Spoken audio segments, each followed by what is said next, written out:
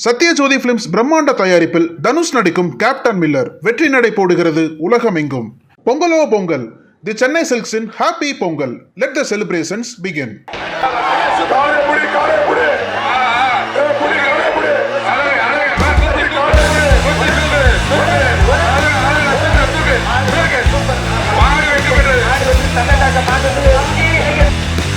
மாயமான நடிகர் சூரியின் காளை.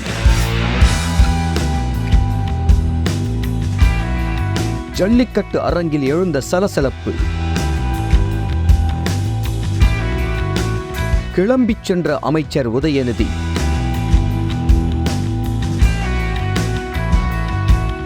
பரபரப்பான அலங்காநல்லூர் மைதானம்.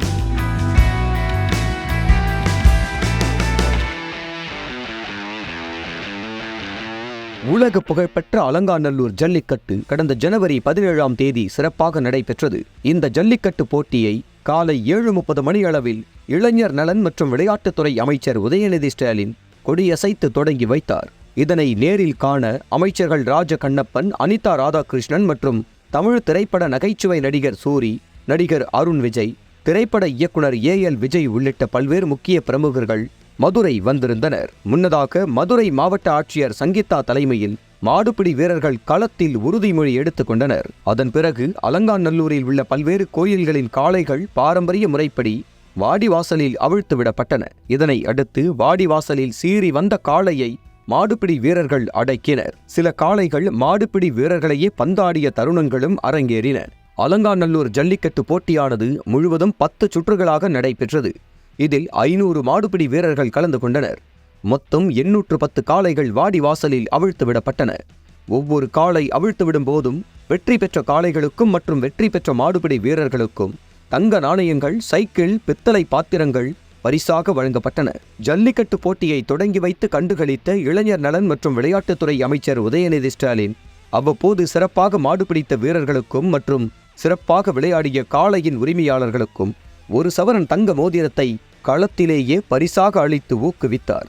இதற்கிடையில் நடிகர் சூரியின் காளை அவிழ்க்க விழா குழுவினரால் "எப்பா, சூரி மாட்டம் முன்னாடியே விடுங்கப்பா, எங்கிருந்தாலும் அழைத்து வாங்கப்பா" என நடிகர் சூரியும் அமைச்சர் உதயநிதியும் மேடையில் இருக்கும்போதே அறிவிக்கப்பட்டது. இதனை அடுத்து நடிகர் சூரியும் அமைச்சர் உதயநிதியும் ஆவலுடன் காளையின் ஆட்டத்தை காண எதிர்பார்த்திருந்தனர். ஆனால் சூரியின் காளை எந்த இடத்தில் இருக்கிறது என சரியாக தெரியாத காரணத்தினால் சூரியின் காளை அவிழ்த்து விடுவதில் சிக்கல் ஏற்பட்டதாக கூறப்படுகிறது. இதனை அடுத்து அமைச்சர் உதயநிதி வாடிவாசலில் இருந்து புறப்பட்டுச் சென்றார். ஆனால் அவர் கிளம்பிச் சென்ற சிறிது நேரத்திலேயே நடிகர் சூரியின் காளையை அவிழ்த்து விடப்பட்டது. அந்த காளை வெற்றியும் பெற்றது.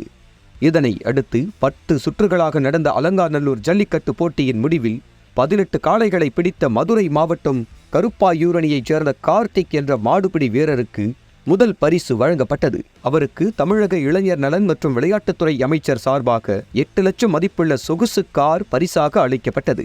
அவரை தொடர்ந்து 17 காளைகளை பிடித்து 2வது இடம் பிடித்த மதுரை மாவட்டம் பூவந்தியைச் சேர்ந்த அபிசித்தர் என்ற மாடுபிடி வீரருக்கு ரூபாய் 1.5 லட்சம் மதிப்புள்ள இருசக்கர வாகனம் பரிசாக வழங்கப்பட்டது.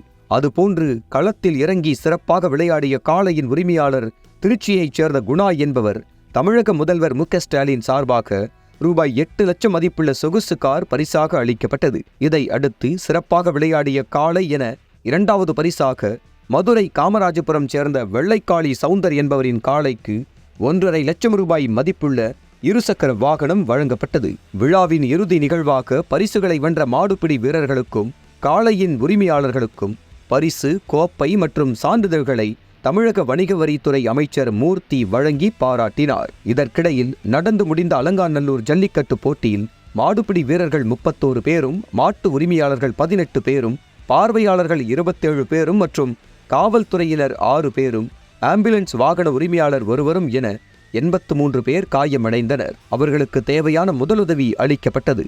இவர்களில் 12 பேர் மேல் சிகிச்சைக்காக மதுரை அரசு ராஜாஜி மருத்துவமனைக்கு கொண்டு செல்லப்பட்டனர். இதை அடுத்து செய்தியாளர்களை சந்தித்த முதல் பரிசு வென்ற மாடுபிடி வீரர் கருப்பாயூரணியைச் சேர்ந்த கார்த்திக், அரசுக்கு 7வது 8வது வருஷமா சொல்றேன், அரசு வேலை ஒன்று ஏற்படுத்தி தர வேண்டும் என கோரிக்கை வைத்தார். அதனைத் தொடர்ந்து அதனைத் தொடர்ந்து பேசிய முதல் பரிசு வென்ற காளையின் உரிமையாளர் வெற்றி பெற்ற ரகசியத்தை கூறினார். இதற்கிடையில் பேசிய நடிகர் அருண் விஜய், ஜல்லிக்கட்டு கதைக்களம் இருந்தால் நிச்சயம் டூப் இல்லாமல் நடிப்பேன் என கூறினார். அதனைத் தொடர்ந்து பேசிய திரைப்பட இயக்குனர் AL விஜய், கேட்டவுடனே அனுமதி வழங்கிய உதயநிதி சாருக்கு நன்றி, இது தொடர்பாக ஆய்வு செய்து ஜல்லிக்கட்டு கதை அமைப்பேன் என பேசினார். இதையடுத்து பேசிய நடிகர் சூரி, நிச்சயம் ஜல்லிக்கட்டு கதை அமைந்தால் ஹீரோவாக நடிப்பேன் என்றார்.